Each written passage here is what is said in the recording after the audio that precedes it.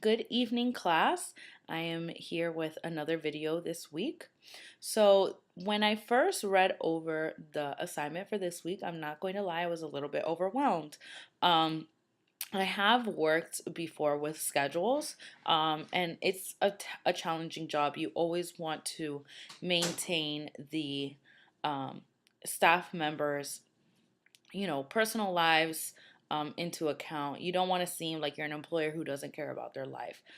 That's definitely priority to maintaining employee satisfaction in an organization.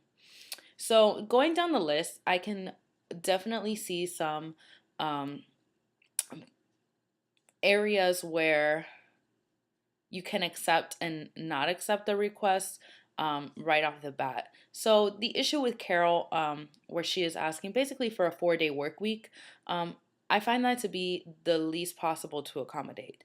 Only because even though a 4-day work week has been um, studied and has shown that it increases productivity and employee satisfaction, if it's not something that's already offered in the organization, it's going to be opening a can of worms and showing favoritism towards people. And I would need to have a serious conversation with Carol about whether she is capable of fulfilling the needs of the position anymore.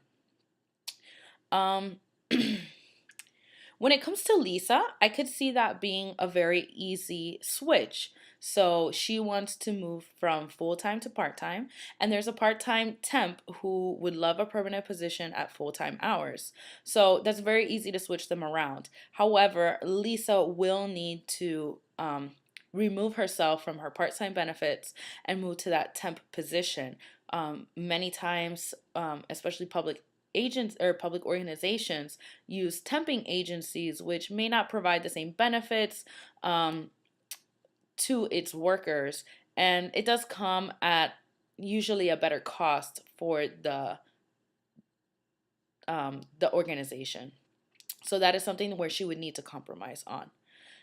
When it comes to Jeff, who is just asking to leave an hour and a half early on Fridays, I could see that being very easily accommodated because it's not that much time that he's requesting to be adjusted. And it's something that's very common, especially asked by young people. And I've had several experiences in my own personal work life where I've had to ask to leave early, once or twice a week on a regular basis to accommodate school. Unfortunately, this goes towards his band, which doesn't benefit the agency quite the same way as an employee improving their education.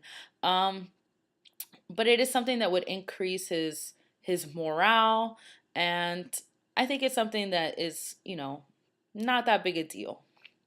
So when it comes to Steve, he's asking to leave at 3:30 every single day. This is something that is tough and that really I would like more information on to be able to give a clear-cut choice, because is his work able to be done before 9 a.m. without communicating with the public directly? So I'm not sure whether their work is done via like a chat room where you're responding to the person in live, or on the phone. So in those kinds of situations, he's not going to be that beneficial. He may only be able to respond to emails, which, from 7 a.m. to 9 every single day, is there really that much email work to be done that it would take up his time effectively? So that one is hard for me to give really a good response on, or a concrete answer on. Then there is Carlos. Carlos is the savior, right? So he's the workaholic, and he wants to be able to telecommute a couple days a week. So he is going to be the one who fills in Fridays. So he would be allowed to telecommute a couple times a week, but he would need to guarantee that he will be in on Fridays.